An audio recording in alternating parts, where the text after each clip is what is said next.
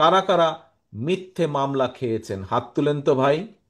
কারা কারা মিথ্যে মামলা খেয়েছেন হাত তুলেন। কারা কারা আদালতের বারান্দায় মাসের পর মাস বছরের পর বছর ঘুরতে হয়েছিল।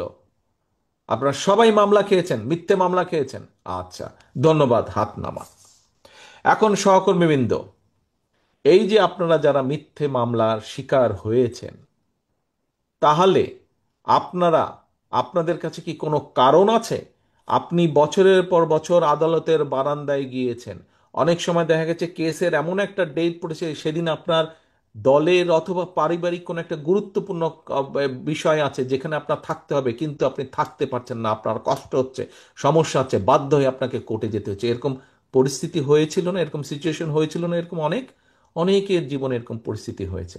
তাহলে সহকর্মীবৃন্দ, আপনি যদি দেখেন আপনার পাশে একজন আপনার কোনো সহকর্মী বা অন্য কোনো মানুষ এমন কোনো কাজ করছে যেটি আপনার দলকে ক্ষতিগ্রস্ত করবে, সর্বোপরি আপনাকে ক্ষতিগ্রস্ত করবে, আপনার উপরে মানুষের আস্থা নষ্ট হয়ে যাবে, বিশ্বাস নষ্ট হবে, কারণ মানুষ জানে আপনি বিএনপির কর্মী।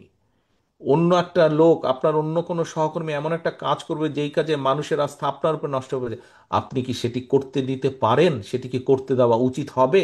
সেটি কি কারো করতে, না, উচিত হবে না। যদি সেটি হয়, তাহলে কেন আমাদের এত লক্ষ লক্ষ নেতাকর্মী এই অত্যাচার নির্যাতনের শিকার হলো? কেন আমাদের হাজারো নেতাকর্মী খুনের শিকার হলো? তাহলে তাদের আত্মদান্ত কি বৃথা যাবে না আজ? আমরা যদি এইসব অ্যালাউ করি কাউকে, যে যাতে দলের ক্ষতি হবে, তাহলে কেন আমরা অ্যালাউ করব? কাজী সহকর্মীবৃন্দ, বাংলাদেশের সবচাইতে বড় দলের সদস্য হিসাবে আপনার দায়িত্ব যেমন গণতন্ত্রের ভিত্তিকে শক্তিশালী করা, আপনার অবস্থান থেকে সেই কাজে অবদান রাখা, একইভাবে বাংলাদেশের সবচাইতে বড় রাজনৈতিক দলের সদস্য হিসাবে আপনার দায়িত্ব হচ্ছে নিজেকে এবং অন্যকে অবশ্যই এমন কাজ থেকে বাইরে রাখা যাতে করে দলের সুনাম নষ্ট না হয়। সহকর্মীবৃন্দ, এটি আপনাদের সকলকে নজর রাখতে হবে।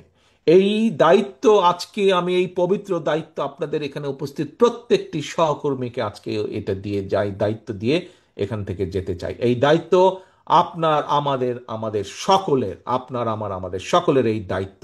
দলের সুনামকে যে কোনো মূল্যে, যে কোনো মূল্যে আমাদেরকে দলের সুনামকে ধরে রাখতে হবে।